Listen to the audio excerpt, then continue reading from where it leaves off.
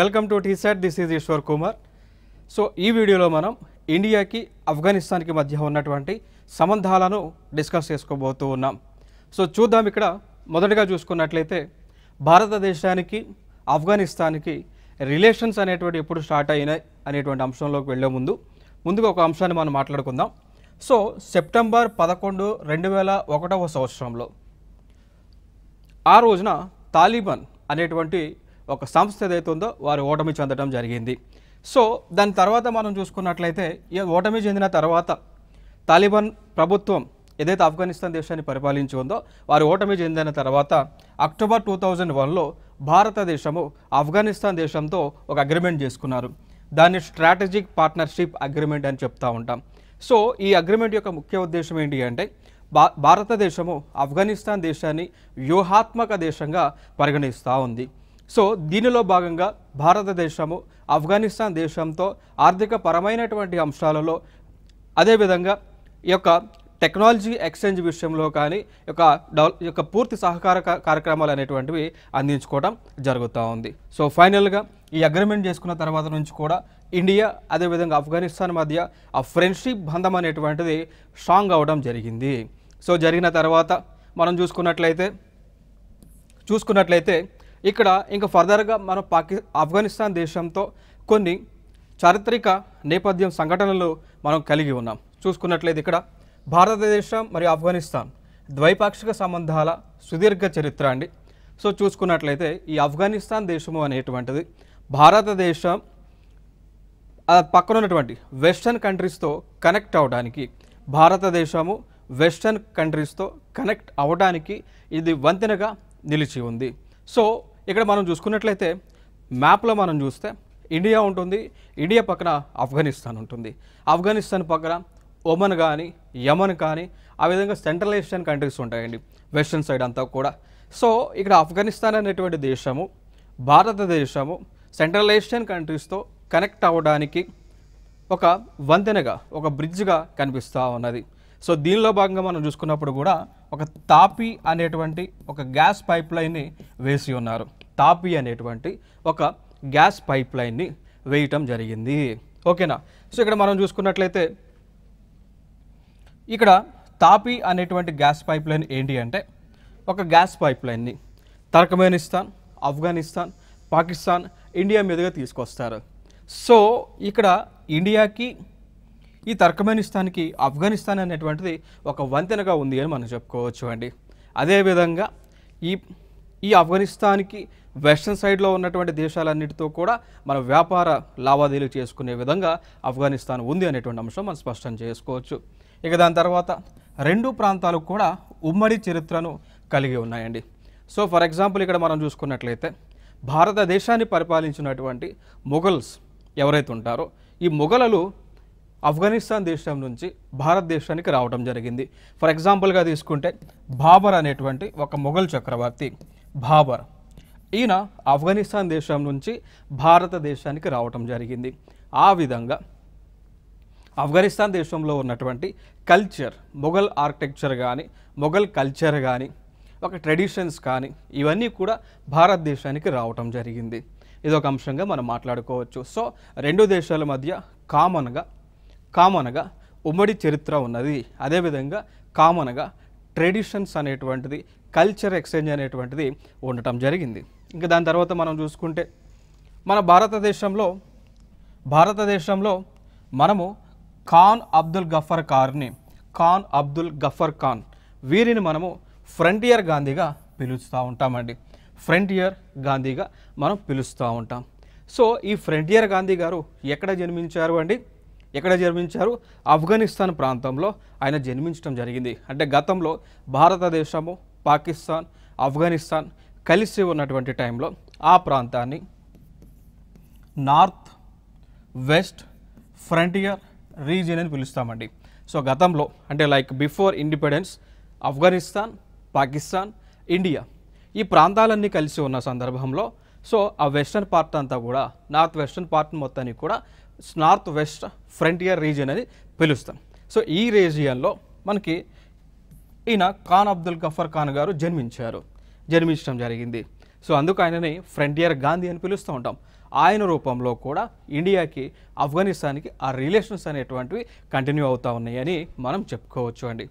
So దాని తర్వాత మనం చూసుకున్నట్లయితే ఇక్కడ భారతదేశం మరియు ఆఫ్ఘనిస్తాన్ ద్వైపాక్షిక సంబంధాల సుదీర్ఘ చరిత్రలో భాగంగా కొన్ని అంశాలు ఇంకా అక్కడ మనం మాట్లాడుకోవచ్చు. సో ఇక్కడ 1979లో కాబూల్లో Soviet Union war, Soviet Union ఏదైతే ఉందో దానిని ప్రజెంట్ మనం రష్యా అని పిలుస్తూ ఉన్నాం. దానిని ఇప్పుడు మనం రష్యా అని పిలుస్తూ ఉన్నాం. వీరు సోవియట్ యూనియన్ రష్యా వారు ఆఫ్ఘనిస్తాన్లో 1979లో ప్రభుత్వాన్ని ఏర్పాటు చేశారు.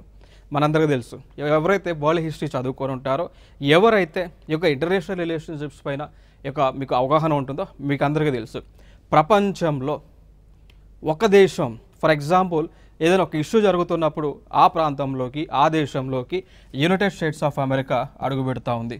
So United states of America వెళ్ళిన తర్వాత రష్యా ఎంటర్ అవుతుంది ఆ దేశం యొక్క పాలిటిక్స్లోకి.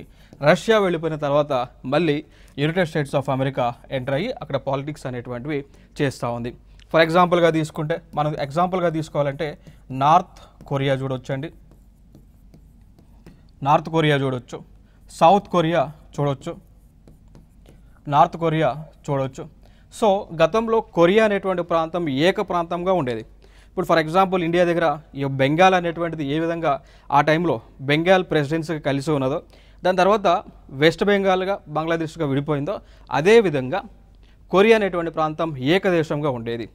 సో ఈ ప్రాంతంలో కొరియా అనేటువంటి ప్రాంతం ఏకదేశంగా ఉన్నటువంటి సమయంలో అక్కడికి United states of America enter అయింది. తర్వాత రష్యా అంటే సోవియట్ యూనియన్ ఎంటర్ అయింది. ఎంటర్ అయిన తర్వాత కొరియా ప్రాంతం అంతా కూడా నార్త్ కొరియా అదేవిధంగా సౌత్ కొరియాగా స్ప్లిట్ అవ్వడం జరిగింది.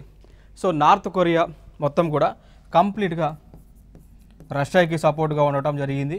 సౌత్ కొరియానేమో యునైటెడ్ స్టేట్స్ ఆఫ్ అమెరికాకి సపోర్ట్గా ఉండటం జరిగింది. సో అదేవిధంగా ఆఫ్ఘనిస్తాన్లో కూడా సేమ్ సంఘటనలు ఇక్కడ జరిగినాయి. సో ఇక్కడ 1979లో ఇక్కడ సోవియట్ యూనియన్ వాళ్ళు అండ్ ఆఫ్ఘనిస్తాన్లో వారి యొక్క ప్రభుత్వాన్ని ఏర్పాటు చేశారు. క్లియర్ కదా?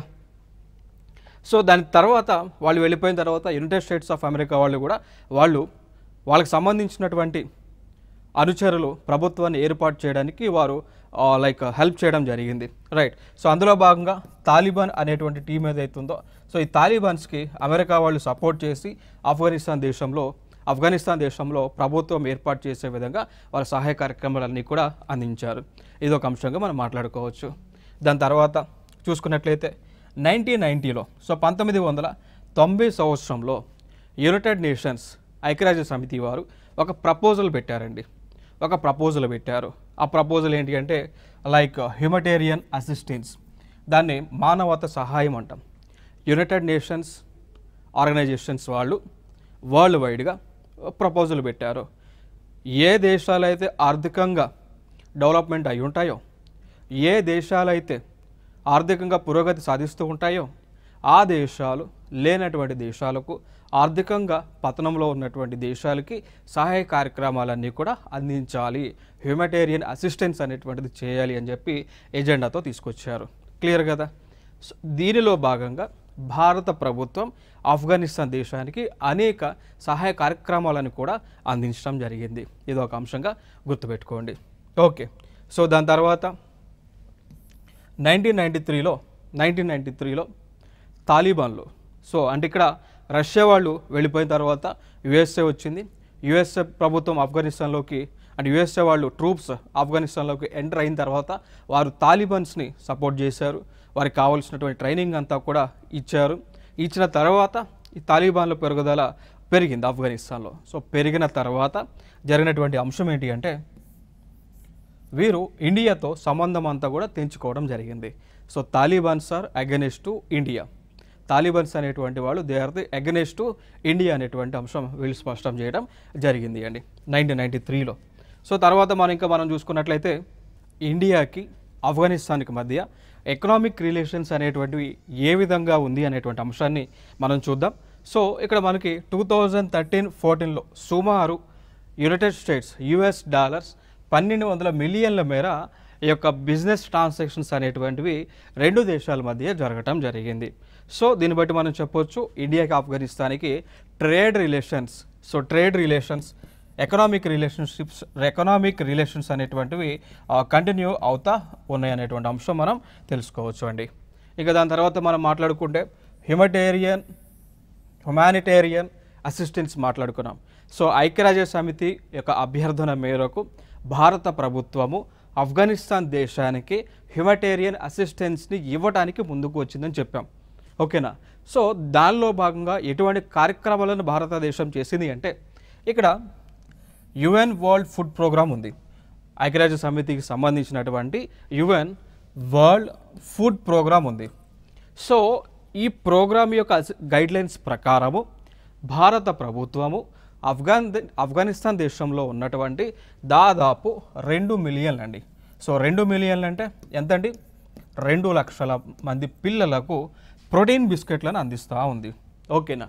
సో ఎంతమందికి, దాదాపు 2 లక్షల మంది పిల్లలకు వివిధ ఆహార పథకానికి సంబంధించి లైక్ ఫుడ్ సప్లై అనేటువంటిది, ప్రోటీన్ ఫుడ్, న్యూట్రిషియస్ ఫుడ్ అనేటువంటిది అందిస్తూ ఉన్నారు. ఇక దాని తర్వాత చూస్తే ఇండియన్ మెడికల్ మిషన్స్ అండి. సో భారత ప్రభుత్వానికి చెందినటువంటి స్వచ్ఛంద సంస్థలు, ఇండియన్ గవర్నమెంట్ మిషనరీస్, వీరు ఆఫ్ఘనిస్తాన్ దేశానికి వెళ్ళి ఆ దేశంలో ఉన్నటువంటి ప్రజలకు ఇక ఉచిత వైద్య సేవలు అనేటువంటివి అందిస్తూ ఉన్నారు హ్యుమానిటేరియన్ అసిస్టెన్స్లో భాగంగా. ఇక దాని తర్వాత మనం చూసుకుంటే Kabul. So కాబూల్లోని Indira Gandhi institute of child health, Indira Gandhi, ఇక్కడ చూడవచ్చు మీరు, ఇందిరాగాంధీ ఇన్స్టిట్యూట్ ఆఫ్ చైల్డ్ హెల్త్ని ఇక ఆఫ్ఘనిస్తాన్ దేశంలో కాబూల్ ప్రాంతంలో ఏర్పాటు చేశారు. సో దీని ద్వారా ఆ దేశ ప్రజలకు అనేక వైద్యానికి సంబంధించినటువంటి సేవలను చేస్తూ ఉన్నారు అండి. ఇంకా దాని తర్వాత మనం మాట్లాడుకుంటే డెవలప్మెంట్ అసిస్టెన్స్. సో భారతదేశము ఆఫ్ఘనిస్తాన్ దేశానికి డెవలప్మెంట్లో భాగంగా ఎటువంటి కార్యక్రమాలను చేసింది చూస్తే కాబూల్ ప్రాంతంలో, సో కాబూల్ అనేటువంటి ప్లేస్లో ఆఫ్ఘనిస్తాన్ క్యాపిటల్ ఉంది కదా, సో అక్కడ పార్లమెంట్ భవనాన్ని నిర్మించారండి. ఇదొక ప్రీవియస్ ఇయర్ క్వశ్చన్. ఓకేనా. సో ఏమని క్వశ్చన్ అడిగారు అంటే భారత ప్రభుత్వము ఏ దేశంలో పార్లమెంట్ భవనాన్ని నిర్మించారు? ఆన్సర్ ఆఫ్ఘనిస్తాన్లో. సో ఇదొక PYQ. సో ఆ పార్లమెంట్ భవనాన్ని కంప్లీట్గా, ఇప్పుడు ఇండియాలో పార్లమెంట్ ఎట్లా ఉంది అదేవిధంగా ఆఫ్ఘనిస్తాన్ దేశంలో పార్లమెంట్ని ఇండియన్ గవర్నమెంట్ ఖర్చుతో కంప్లీట్గా నిర్మించి వాళ్ళకి ఫ్రీగా ఇవ్వడం జరిగింది. ఇదొక అంశం. ఇంకా దాని తర్వాత మనం మాట్లాడుకోవాల్సి వస్తే ఇరాన్లో చాబహార్ పోర్టుని ఏర్పాటు చేశారు. సో ఇక్కడ నేను చెప్తా మీకు ఒక అంశం మనకు చెప్తా. మనము ఇండియా నుంచి ఆఫ్ఘనిస్తాన్ వెళ్ళాలి అనుకోండి, మనం ఇక్కడ ఏం చేయాలి అండి? ఇండియా నుంచి ఆఫ్ఘనిస్తాన్ వెళ్ళాలి అంటే పాకిస్తాన్ మీదుగా వెళ్ళాల్సి ఉంటుంది. సో పాకిస్తాన్, ఆఫ్ఘనిస్తాన్ కానీ ఆ పక్కన ఉన్నటువంటి దేశాలు, ఫర్దర్గా ఉన్నటువంటి యమన్, ఒమన్, తుర్క్మెనిస్తాన్, ఇట్లా కిర్గిస్తాన్, ఈ దేశాలు ఏవైతే ఉన్నాయో ఆ దేశాలకు మనం వెళ్ళి ఆ యొక్క ఎకనామిక్ ట్రాన్సాక్షన్స్ చేయాలి అంటే పాకిస్తాన్కి మీద వెళ్ళాలి. బట్ ఇండియాకి పాకిస్తాన్కి ఫ్రెండ్లీనెస్ అనేటువంటిది చాలా తక్కువ. కొన్ని సందర్భంలో భారతదేశానికి చెందినటువంటి ఈ యొక్క లైక్ ట్రాన్స్పోర్ట్ ఇక వెహికల్స్ ఏవైతే ఉన్నాయో, లాజిస్టిక్స్ ఏవైతే ఉన్నాయో వాటిని పాకిస్తాన్ రాకుండా అడ్డుకుంటూ ఉంది. ఆ సమయంలో మనము ఆఫ్ఘనిస్తాన్లోకి వెళ్ళడానికి పాసిబిలిటీ అనేటువంటిది ఉండటం లేదు. సో అందుకోసము భారత ప్రభుత్వము ఏం చేసింది అంటే ఇరాన్ అనేటువంటి ఒక దేశం దగ్గర, ఇక్కడ చూడవచ్చు మ్యాప్లో, ఇరాన్ అనేటువంటి ఒక దేశం దగ్గర ఒక పోర్ట్ ఏరియా నిర్మించారు. దాని పేరే చాబహార్ పోర్ట్ అండి. దాని పేరే చాబహార్ పోర్ట్, వెరీ ఇంపార్టెంట్. దాని పేరే చాబహార్ పోర్ట్ని నిర్మించడం జరిగింది. సో ఈ చాబహార్ పోర్ట్ నుంచి మనము ఇంకా ఆఫ్ఘనిస్తాన్కి వెళ్తూ ఉన్నాం. ఈ మార్గ మధ్యలో చాబహార్ నుంచి జరంజ్ వరకు రోడ్డును వేసాం, జరంజ్ నుంచి దలారం వరకు రోడ్డును వేసాం. సో దలారం నుంచి ఆఫ్ఘనిస్తాన్ వెళ్తాం, అక్కడ నుంచి మిగిలినటువంటి దేశాలతో మనం కనెక్టివిటీ అనేటువంటిది డెవలప్ చేసుకున్నాం. ఇదొక అంశం. ఇంకొక అంశం కరెంట్ అఫైర్స్లో ఉన్నటువంటి అంశం ఏంటి అంటే, ఇటీవల కరెంట్ అఫైర్స్లో ఉన్నటువంటి అంశం ఏంటి అంటే, భారతదేశం విదేశాలలో ప్రస్తుతము 2 పోర్ట్లని కలిగి ఉంది అండి. భారతదేశం విదేశాలలో 2 పోర్ట్లని కలిగి ఉంది. ఒకటి ఇరాన్ దేశంలో ఉన్నటువంటి చాబహార్ పోర్ట్, వెరీ ఇంపార్టెంట్. మన సొంత డబ్బులతో మనం డెవలప్ చేసాం. దాని తర్వాత మయన్మార్ దేశంలో కూడా మనం పోర్టుని కలిగి ఉన్నాం. మయన్మార్లో కూడా ఒక పోర్టుని మనం కలిగి ఉన్నాం. ఇరాన్లో కూడా సొంత పోర్టుని కలిగి ఉన్నాం అనమాట. ఓకే, సో ఇదొక ఇంపార్టెంట్. దాని తర్వాత ఇంకోటి అంశం ఏంటి అంటే, ఈ ఆఫ్ఘనిస్తాన్ దేశంలో జరంజ్ నుంచి, అంటే చాబహార్ నుంచి జరంజ్కి రోడ్డు వేసాం. జరంజ్ నుంచి దెలరం ప్రాంతానికి కూడా మనమే రోడ్డు వేయటం జరిగింది. ఇంకొక అంశం పవర్ ట్రాన్స్మిషన్ గ్రిడ్ అండి. Power transmission grid. So Afghanistan దేశంలో పవర్ ట్రాన్స్మిషన్కి సంబంధించినటువంటి నెట్వర్క్ని కూడా మనమే డెవలప్ చేసాం. ఇంకొక అంశం ఏంటి అంటే, ఇదే ఆఫ్ఘనిస్తాన్ దేశంలో సాల్మా అనేటువంటి ఒక డ్యామ్ని కూడా మనం అక్కడ వారికి కన్స్ట్రక్ట్ చేయడం జరిగింది. దేని ప్రకారము? డెవలప్మెంటల్ అసిస్టెన్స్లో భాగంగా, డెవలప్మెంటల్ కోఆపరేషన్లో భాగంగా ఇవ్వటం జరిగింది. ఇదొక ఇంపార్టెంట్. దాని తర్వాత ఆ దేశంలో చదువుతున్నటువంటి విద్యార్థులకు యాన్యువల్ స్కాలర్షిప్స్ని కూడా మనం అందిస్తూ ఉన్నాం. వార్షిక స్కాలర్షిప్లని కూడా మనం అందిస్తూ ఉన్నాం. క్లియర్ కదా? ఇవన్నీ కూడా మనం ఆఫ్ఘనిస్తాన్కి ఇచ్చినటువంటివి. ఏమేమి ఇచ్చాం? పార్లమెంట్ భవనం ఇచ్చాం, చాబహార్ పోర్ట్, జరంజ్ దెలరం రహదారి, power transmission grid, Salma dam, ఇంకా అదేవిధంగా వార్షిక స్కాలర్షిప్లను ఇస్తూ ఉన్నాం. ఈ అంశాలు ఇంపార్టెంట్గా గుర్తుపెట్టుకోవాల్సిన అంశాలు. రైట్. సో ఇక్కడ చూడండి, ఇంకా చాబహార్ పోర్ట్ ఇక్కడ ఉంది. సో గతంలో అడిగినటువంటి క్వశ్చన్స్ ఏంటి అంటే, చాబహార్ పోర్ట్ అనేటువంటి దాన్ని ఏ దేశంలో భారత ప్రభుత్వం నిర్మించింది అన్నప్పుడు, ఏ దేశంలో అండి? ఇరాన్ దేశంలో నిర్మించారు. ఇదొకటి. దాని తర్వాత పాకిస్తాన్ నిర్మించినటువంటి పోర్ట్ నేమ్ ఏంటి అంటే, పాకిస్తాన్ దేశంలో చైనా నిర్మించినటువంటి పోర్ట్ పేరేంటి గతంలో అడిగారు. సో ఇది గ్వాదర్ అనేటువంటి పోర్ట్. సో పాకిస్తాన్ దేశంలో చైనా నిర్మించినటువంటి పోర్ట్ గ్వాదర్. ఇరాన్ దేశంలో ఇండియా నిర్మించినటువంటి పోర్ట్ చాబహార్. రెండు కూడా గుర్తుపెట్టుకోండి, కన్ఫ్యూజ్ అవ్వాల్సినటువంటి నీళ్ళు లేదు, అవ్వకండి, ఎందుకంటే very important. So Chabahar Iran, పాకిస్తాన్లో గ్వాదర్. నెక్స్ట్ అంశం, సో ఇవండి. సో వారికి మనం పార్లమెంట్ని కన్స్ట్రక్ట్ చేసి ఇచ్చామన్నాం కదా. సో ఇదే పార్లమెంట్ని ఇండియన్ గవర్నమెంట్ కన్స్ట్రక్ట్ చేసి ఇవ్వటం జరిగింది. నెక్స్ట్ ఇంకొక అంశం, మరి ఇండియన్ గవర్నమెంట్ ఆఫ్ఘనిస్తాన్ దేశం పైన ఎందుకు ఇంత ఇంట్రెస్ట్ చూపిస్తుంది, ఎందుకు ఇండియన్ గవర్నమెంట్ అన్ని ప్రాజెక్ట్స్ ఆఫ్ఘనిస్తాన్లో నిర్మిస్తున్నారంటే దానికి గల కొన్ని కారణాలు మనం చూసుకోవచ్చండి. లైక్ మనం చూసుకుంటే ఆఫ్ఘనిస్తాన్ దేశంలో ఈ మేర మెటీరియల్స్ అనేటువంటి ఉన్నాయి. ఈ మేర మెటీరియల్స్ లైక్ ఐరన్ కానీ 285.4 బిలియన్ లైక్ యూరోస్ మేర కాపర్ కానీ, niobium, cobalt, gold, molybdenum, rare earth elements, asbestos, silver, potash, aluminium, graphite, lapis lazuli, ఇట్లా ఈ విధంగా మెటీరియల్స్ అనేటువంటివి ఆఫ్ఘనిస్తాన్ దేశంలో ఉన్నాయి. ఇవన్నీ కూడా భారతదేశానికి చాలా ఇంపార్టెంట్. ఎందుకంటే ఇవన్నీ కూడా మేజర్గా స్టీల్ ఇండస్ట్రీస్లో, సిమెంట్ ఇండస్ట్రీస్లో, ఎలక్ట్రానిక్స్ ఇండస్ట్రీస్లో యూజ్ చేస్తూ ఉంటారు కాబట్టి మనకి చాలా అవసరం. అందుకోసమే ఇవన్నీ కూడా వీటిపైన మనకి ఎక్స్ప్లోరేషన్ రైట్స్ కోసమే మనం ఆ దేశం ప్రజలతో ఈ యొక్క డెవలప్మెంటల్ కార్యక్రమాలన్నీ కూడా చేస్తూ ఉన్నాం. నెక్స్ట్ అంశం చూసుకుంటే ఇక్కడ ఇంకొక అంశం ఏంటి అంటే 2014 తర్వాత United states of America Afghanistan నుంచి పూర్తిగా అంటే యుఎస్ఏకి చెందినటువంటి ట్రూప్స్ అన్నీ కూడా ఆఫ్ఘనిస్తాన్ దేశం నుంచి వెకేట్ చేసి వెళ్ళిపోయినాయి. దానికి గల కారణాలు ఏంటి అంటే, ఎందుకు వెళ్ళిపోయినాయి అంటే, యుఎస్ఏ రాకముందు నేనేమన్నా 1979లో యుఎస్ఏ రాకముందు రష్యా వచ్చింది, రష్యా వెళ్ళిపోయిన తర్వాత యుఎస్ఏ వచ్చింది.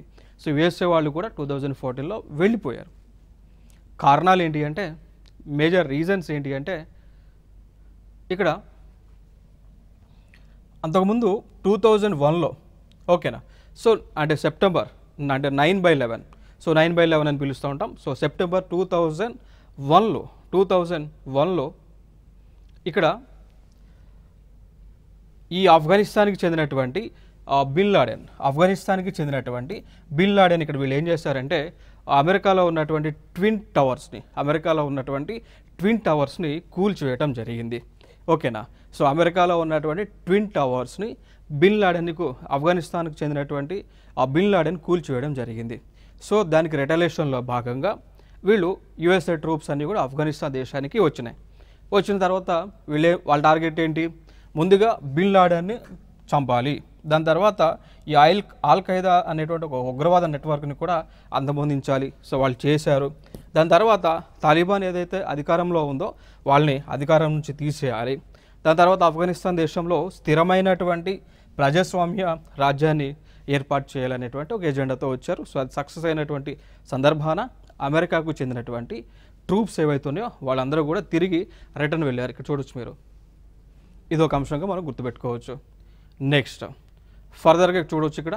ఇక దాని తర్వాత ఇక్కడ నేనేమన్నానండి, 2014లో అమెరికా వాళ్ళు వెళ్ళిపోయారు కదా, 14లో వెళ్ళిపోయారు కదా.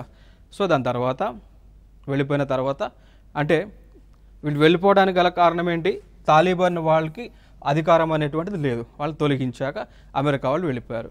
దాని తర్వాత మరలా వీళ్ళు 2021లో ఈ తాలిబాన్ ట్రూప్స్ ఏవైతే ఉన్నాయో వీళ్ళు మళ్ళీ ఆఫ్ఘనిస్తాన్ దేశంలో అధికారంలోకి రావటం జరిగింది.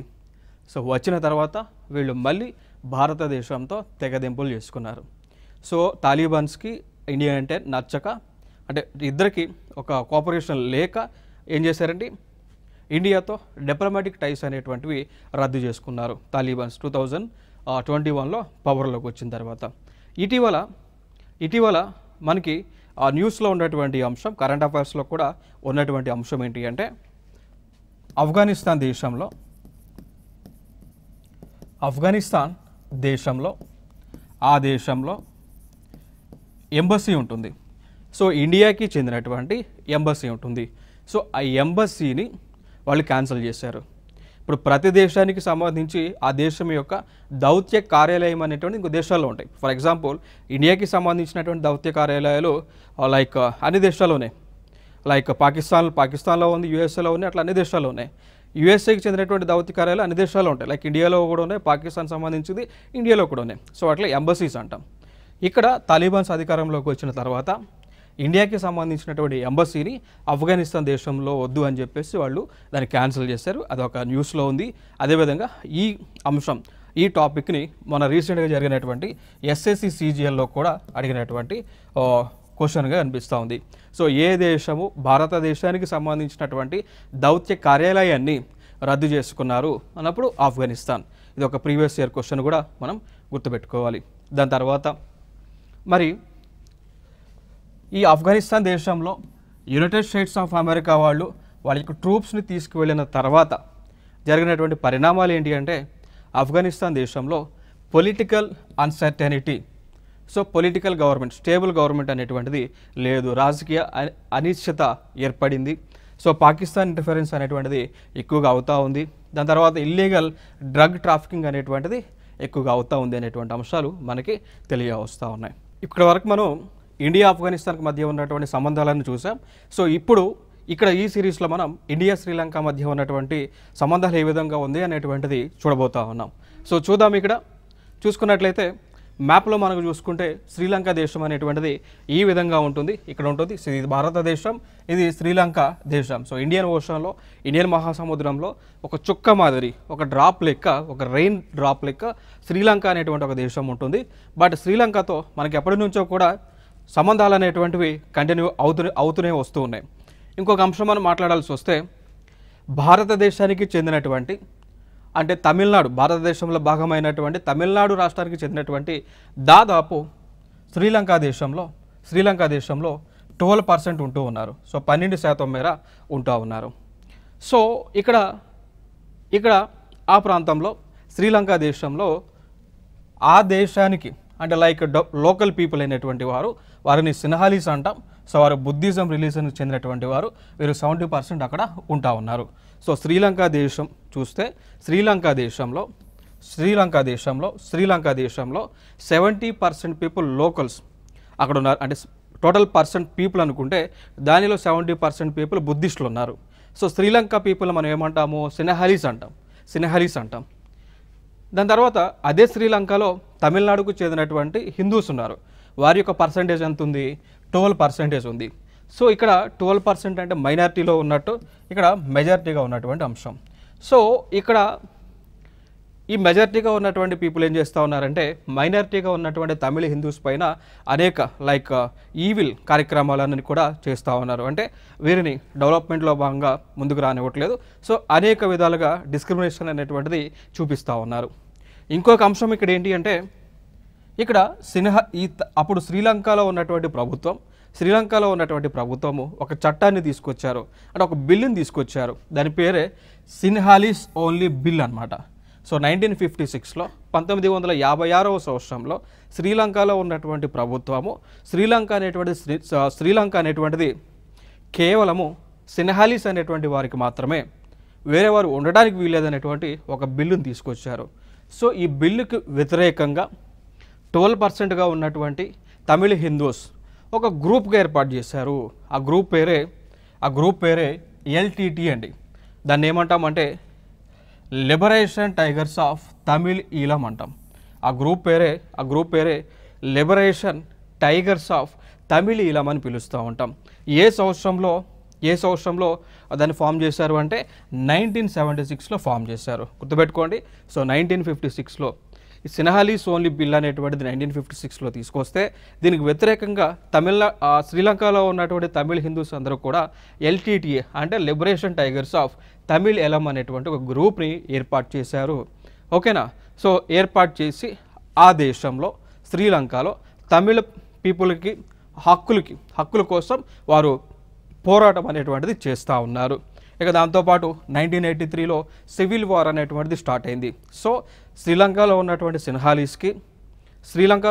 సిన్హాలీస్కి అదేవిధంగా ఈ తమిళ హిందూస్ మధ్య ఈ యొక్క సివిల్ వార్ అనేటువంటిది మొదలవటం జరిగింది. ఇదొక అంశంగా మనం మాట్లాడుకోవచ్చు. సో ఇదే శ్రీలంక మ్యాప్.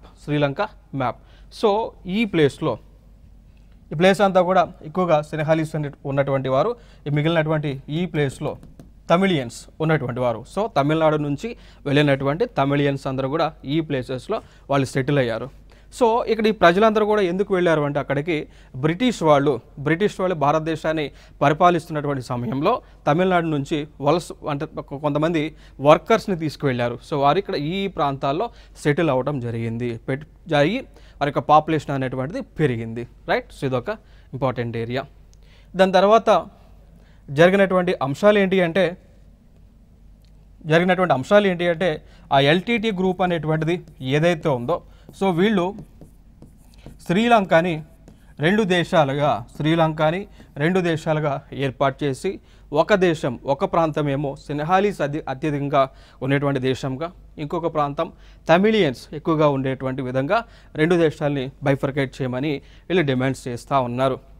ఇప్పుడు ఫర్ ఎగ్జాంపుల్ తీసుకుంటే ఇండియాలో మనం చూసుకున్నట్లయితే, ఇండియాలో ఆ పంజాబ్ ప్రాంతాన్ని అంతా కూడా ఖలిస్తాన్ అనేటువంటి ఒక దేశంగా ఏర్పాటు చేయండి అని, మిగిలినటువంటి ప్రాంతాన్ని భారతదేశంగా ఏర్పాటు చేయండి అని ఏ విధంగా డిమాండ్స్ వినిపిస్తూ ఉన్నాయో, అదేవిధంగా తమిళనాడులో ఈ శ్రీలంకలో కూడా శ్రీలంకని రెండు దేశాలుగా విడగొట్టి ఎల్టీటీ బృందానికి సంబంధించినటువంటి ప్రాంతం అంతా కూడా ఒక దేశంగా, తమిళ దేశంగా, మిగిలినటువంటి సిన్హాలీస్ ఉన్నటువంటి ప్రాంతాన్ని అంతా కూడా సిన్హాలీస్ దేశమా లేదంటే శ్రీలంక దేశంగా వేర్పాటు చేయమని డిమాండ్స్ అయితే వినిపిస్తూ ఉన్నాయన్నమాట. సో దాని తర్వాత ఇక్కడ మనం చూసుకున్నట్లయితే 1987లో ఇండియన్ గవర్నమెంట్ శ్రీలంకతో ఒక అగ్రిమెంట్ చేసుకున్నారు. దాన్నే ఇండియన్ శ్రీలంక అకార్డ్ అంటాం. దీని యొక్క ముఖ్య ఉద్దేశం ఏంటి అంటే, శ్రీలంకకి కావాల్సినటువంటి అన్ని విధాల సహాయ కార్యక్రమాలు అనేటువంటివి ఇండియన్ గవర్నమెంట్ శ్రీలంకకి అందించేటువంటి ఒక అగ్రిమెంట్ 1987లో చేసుకోవడం జరిగింది. ఇక దాని తర్వాత జరిగినటువంటి అంశం ఏంటి అంటే, ఆ యొక్క 1987లో చేసుకున్నటువంటి ఇండో శ్రీలంక అకార్డ్ ప్రకారం ఏంటి అంటే, ఇక్కడ శ్రీలంక వాళ్ళకి ఎటువంటి సహాయ కార్యక్రమాలు కావాల్సి వచ్చినా కానీ ఇండియన్ గవర్నమెంట్ వారికి సహాయం చేయటం. సో అగ్రిమెంట్లో భాగంగా ఇండియన్ గవర్నమెంట్ ఏం చేసింది అంటే, శ్రీలంక దేశానికి శ్రీలంకలో ఉన్నటువంటి సిన్హాలీస్కి సపోర్ట్గా ఇండియన్ పీస్ కీపింగ్ ఫోర్స్ అనేటువంటిది, అంటే ఇండియన్ మిలిటరీ ఫోర్స్ని శ్రీలంకకి పంపించింది. సో ఆ మిలిటరీ ఫోర్స్ అంతా కూడా ఎవరికి వ్యతిరేకంగా పనిచేస్తూ ఉన్నారు అండి, ఎల్టీటీకి వ్యతిరేకంగా పనిచేస్తూ ఉన్నారు. అర్థమైంది కదా. సో శ్రీలంకకి Indian government Indian peace keeping ఫోర్స్ని పంపించిన తర్వాత వారు ఎల్టీటీకి వ్యతిరేకంగా పనిచేస్తున్నారు అనేటువంటి ఉద్దేశంతో ఎల్టీటీకి చెందినటువంటి వారందరూ కూడా అప్పటికి లైక్ ఎలక్షన్ క్యాంపెయిన్లో ఉన్నటువంటి రాజీవ్ గాంధీ గారిని వాళ్ళు అసాసినేట్ చేయడం జరిగింది. ఇదొక అంశంగా మనకి తెలుసుకోవచ్చు. ఇక్కడ ఇంకొక అంశం మనం గుర్తుపెట్టుకోవాల్సిన అంశం ఏంటి అంటే ఈ ఆపరేషన్ పవన్ అనేటువంటి అంశాన్ని మనం గుర్తుపెట్టుకోవాలి. సో ఆపరేషన్ పవన్ అనేటువంటిది ఏ రెండు దేశాల మధ్య జరిగింది? ఇండియా శ్రీలంక రెండు దేశాల మధ్య జరిగింది. సో ఆపరేషన్ పవన్ యొక్క ముఖ్య ఉద్దేశం ఏంటి అంటే ఇండియన్ ఆర్మ్డ్ ఫోర్సెస్ శ్రీలంకకి సపోర్ట్ చేసేటువంటి కార్యక్రమం. సో ఇదొక అంశాన్ని గుర్తుపెట్టుకోండి. ఇక దాని తర్వాత ఇండియన్ శ్రీలంక రిలేషన్స్లో భాగంగా ఇండియన్ గవర్నమెంట్ శ్రీలంకకి అన్ని విధాలుగా కూడా సహాయ కార్యక్రమాలు అందిస్తూ ఉంది. లైక్ వారికి అవసరం ఉన్నటువంటి సమయంలో లైక్ ఫుడ్ అందిస్తూ ఉన్నారు. దాంతోపాటు వాళ్ళకి అవసరం మేర Indian government Indian aided ambulance సర్వీసెస్ని కూడా ఉచితంగా అందిస్తూ ఉన్నారు. ఇక్కడ చూడవచ్చు శ్రీలంకలో ఇండియన్ గవర్నమెంట్ అందించినటువంటి అంబులెన్సెస్. సో ఆ దేశ ప్రజలకు ఇవి సేవ చేస్తూ ఉన్నాయి. ఇండియన్ గవర్నమెంట్ శ్రీలంకకి అందించింది. ఎందుకోసం ఫ్రెండ్లీనెస్ డెవలప్ చేసుకోవడానికి రెండు దేశాల మధ్య. ఇంకా ఫర్దర్గా మనం మాట్లాడుకోవాల్సి వస్తే కల్చరల్ రిలేషన్స్ చూస్తే సాంస్కృతిక సంబంధాలను కనుక మనం చూసుకున్నట్లయితే రెండు దేశాల మధ్య కూడా కామన్ కల్చర్ అనేటువంటిది ఉంది. దానితో పాటు భారతదేశానికి చెందినటువంటి కొందరు శ్రీలంకలో స్టిల్ ఇప్పటికీ కూడా నివసిస్తూ ఉన్నారు. వారు చూస్తే సింధీస్ అని, గుజరాతీస్ అని, మెమోన్స్ అని, పార్సీస్ అని, మలయాళీస్ అని, అదేవిధంగా తెలుగు మాట్లాడేటువంటి ప్రజలు కూడా శ్రీలంకలో నివసిస్తూ ఉన్నారు. ఇంకొక అంశం ఏంటి అంటే ఇండియన్ కల్చర్ సెంటర్ని కొలంబోలో ఇండియన్ గవర్నమెంట్ ఎస్టాబ్లిష్ చేశారు. ఇంకొక అంశం రెండు దేశాల మధ్య కామన్గా ఉన్నటువంటి అంశం బుద్ధిజం అనేటువంటి ఒక రిలీజియన్. సో బుద్ధిజం అనేటువంటి ఒక రిలీజియన్ రెండు దేశాల మధ్య కూడా కామన్గా ఒక బ్రిడ్జ్గా ఉంది అనేటువంటి అంశం మనం తెలుసుకోవాలి. ఇక దాని తర్వాత ఆ కమర్షియల్ కానీ ట్రేడ్ రిలేషన్స్ కానీ చూస్తే ఇండియా శ్రీలంక రెండు దేశాల మధ్య ఫ్రీ ట్రేడ్ అగ్రిమెంట్ ఎప్పుడు జరిగింది? 1998లో జరిగింది అండి. ఇంకొక అంశం మనకి ఏంటి అంటే భారతదేశానికి